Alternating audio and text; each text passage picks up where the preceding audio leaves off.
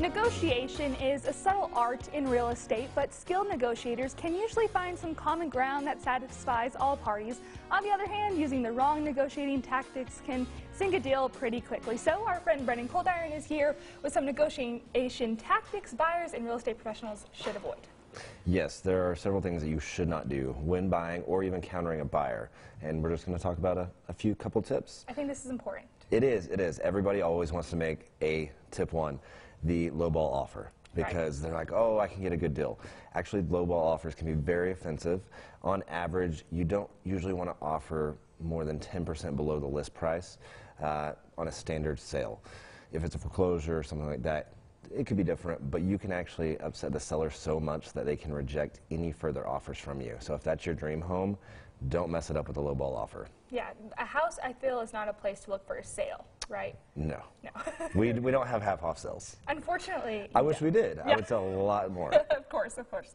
What else is there? The next one we're going to talk about is just incremental negotiations. You know, if you offer X amount and then the seller comes back with something and you start going up by 500 or 1,000, don't do that because it can get very time-consuming for A, the seller, B, the buyer, and both agents involved.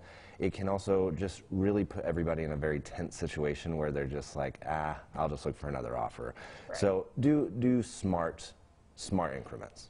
So the next one, take it or leave it. Okay, I just so love that. this is the one that we deal with on a regular basis. You know, buyers submit an offer and they're like, this is my best and highest. It's their first offer they submitted. We recommend you don't do that because, once again, they might be like, well, they're not going to budge, so I'm not gonna even submit a counter back. So maybe not your final offer at the beginning. Everyone expects a negotiation or a counter offer. Right. So in your time, have you seen some pretty good negotiators? Yes. Yeah. Are you a good negotiator? I'm a very good negotiator. Okay, now the last, or almost last one, nitpicking after inspection. Correct. So you're going to have an inspection almost on every property, depending if you want one or not. So we can see little repairs like a little crack in the drywall or something that needs to be touched up. Ask for the big ticket items. Don't ask for, you know, a $20 fix that a contractor can come in. Worry about the windows and the HVAC and the roof and the siding and the foundation. Right. Don't worry about the cosmetic stuff, because then it can just get nitpicky and the seller can say, I'm not going to do any repairs, and then you're just in trouble. So should you point out those little repairs or just let it go? Usually what I do when I have the buyer, I let them know, you know, here's what we're asking for, but here's everything we could have asked for, as kind of a negotiation tactic. Right.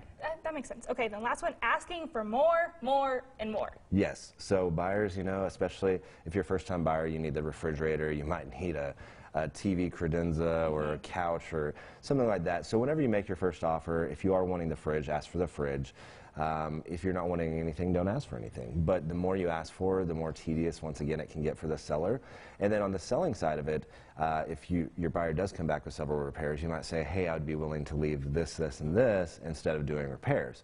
So real estate, even down to, you know, the inspection, negotiation, is all still negotiation between the parties. And just take these tips because you just don't want to make the situation more tense, because it's already tense enough, you know, spending a lot of money and buying a property. So do you advise people to ask for something like a fridge if they possibly need it? If they need it, yes. And then on the selling side, if they're like, hey, we're going to list our house, we want to leave our fridge, as an agent, I would say, well, let's not advertise that, and let's maybe use it as a negotiation in the future. Smart. Okay, well, tell us how we can get hold of you. Yeah, if you have any questions, give us a call at 806-410-1361. Okay, well, Brendan, I just love all your tips. I appreciate it. I don't own a home, but it's so smart. You're going to one day. I'm going to, and I'll have to call you for all these tips. Brendan, thank you. All right, coming up on the show today, everyone, we are going to have some fun